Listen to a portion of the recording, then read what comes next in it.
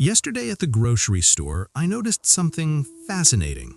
I saw a bottle of shampoo priced at $9.9, and my first thought almost automatically was, oh, that's cheap, that's under 10 bucks. Then I stopped myself, and I actually thought about it, and I realized that makes absolutely no logical sense. It's $10, not $9. So why did my brain instantly tell me it was cheaper? Now, to understand why this happens, I want you to picture something with me. Think about a movie that's 1 hour and 59 minutes long. We all know that's essentially 2 hours, right? But when you see 1 hour 59 minutes, your brain doesn't process it as 2 hours. It latches onto that first number, the 1. It feels shorter, more manageable, like you're getting away with something.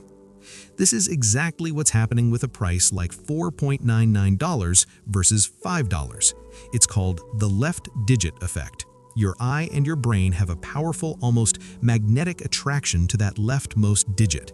You see the 4 and you immediately categorize the price in the for something bucket, while the $5 item gets filed away in the more expensive 5 something bucket. Your brain, in a split second, mostly ignores everything to the right of that first number. And here's what fascinates me. This isn't just about small change. This scales up in a big way. A car priced at $29,999 feels decisively like it's in the $20,000 range, not the $30,000 tier it's essentially sitting at. A mattress for $799.99, that's a $700 purchase in your mind, not an $800 one. That left digit sets the entire stage for how you perceive value. So when you instinctively go for the $4.99 item, you feel like you're making a smart, thrifty choice. And in that moment, you have been guided, some might say tricked, by your own brain's wiring. And now you can see it. That 1 penny difference isn't just about money, it's a psychological switch that changes the entire category in your mind. Once you're aware of it, you can't unsee it. Let's make this super concrete with an example you've definitely seen. In fact, you've probably bought something because of it. You're looking at a great t-shirt, a cool kitchen gadget, or maybe a video game. The price tag is $19.99. Here's what I've noticed happens in that moment. Your brain doesn't register $20. It doesn't even fully process $19.99. No, it does something much faster. It scans, it grabs that left digit, and it files the item under the teens category. It's a teen dollar purchase. Psychologically, it's sitting on completely different shelf than the $20 item right next to it, even though mathematically they're essentially identical. And that's the magic trick. That 1 single penny creates a feeling, an illusion of it being way cheaper. It's not about the money you save, it's about the category your brain puts it in.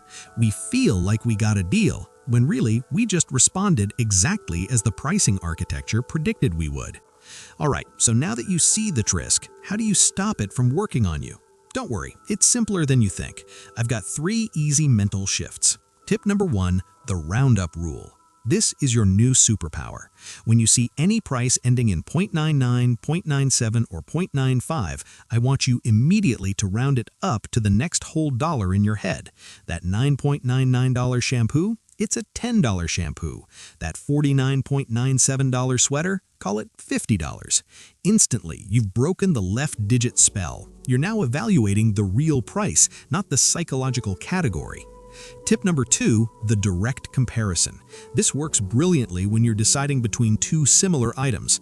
Let's say you're looking at 2 brands of coffee. One is $8.99, the other is $9.25.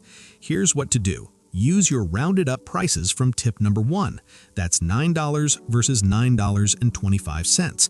Now ask yourself the real question. For just a quarter more, is the second one better quality, or do I truly prefer the first one?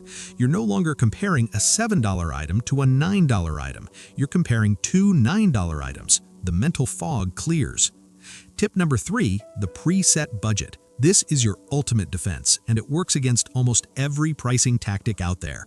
Before you even walk into the store or open the browser tab, decide how much you're willing to spend on that category. I will spend $30 on a new shirt.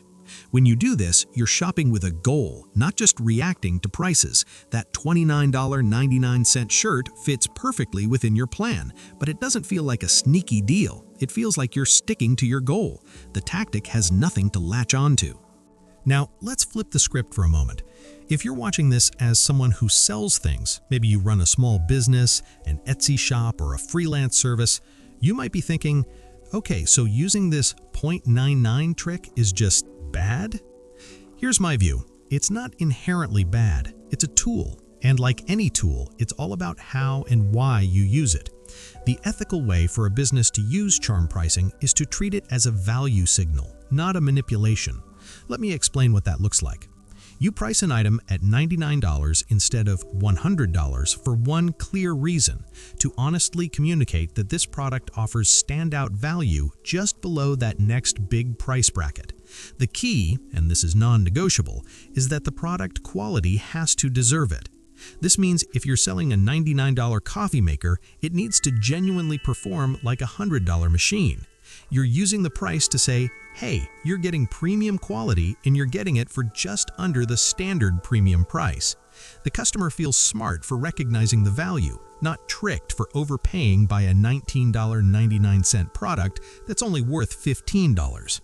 A customer who feels they got great value for $99 becomes a loyal fan. A customer who feels nickeled and dimed by a $19.99 product that's only worth $15, that's a lost customer and maybe a bad review. Ethical charm pricing is a handshake, not a sleight of hand. It aligns the price with the true experience. Which brings us to the most important question. Where's the line? When does a smart price become a shady one? In my view, the ethical boundary here is actually pretty simple. It comes down to the outcome you're designing for. Clever pricing, like ethical charm pricing, is about making a good product feel like a great deal. It highlights the genuine value that's already there. The customer wins by getting a quality item they're happy with, and you win by making a fair sale. Everyone leaves the transaction feeling good. Now, shady pricing is different. It's about using psychology to create the illusion of value where little exists. It's putting a $9.99 tag on a $5 product and hoping the left-digit effect does the convincing for you. That's not highlighting value, that's dressing up the price to hide the reality. That's when people feel cheated, even if they can't immediately say why. So my stance, being clever is fine, being tricky isn't. It's the difference between giving someone a helpful nudge toward a good choice and setting up a trap. Now, here's a brain teaser for you as we wrap up. You just learned how $9.99 feels cheaper than $10 because of that left digit. But what if the first price you see doesn't end in 0.99? What if I told you that the first number you see when shopping, any number at all, can completely reshape what you're willing to pay for everything else after it? It's a different psychological lever, and it's incredibly powerful. That's exactly what we're breaking down in the very next video. We'll look at the tactic called anchoring, and you'll learn how to spot it, defend against it as a consumer, and use it ethically if you're a business owner. So make sure you're subscribed so you don't miss it. But before you go, I'd love to hear from you in the comments. What's the most recent 0.99 price you saw that made you do a double take now that you know this? Was it gas, groceries, or something else? Share your story. It helps everyone learn. If you found this useful and you want to keep decoding the hidden psychology behind the prices you see every day, hit that subscribe button. It's the best way to make sure your brain and your wallet stays informed. Thanks for watching. I'll see you in the next one.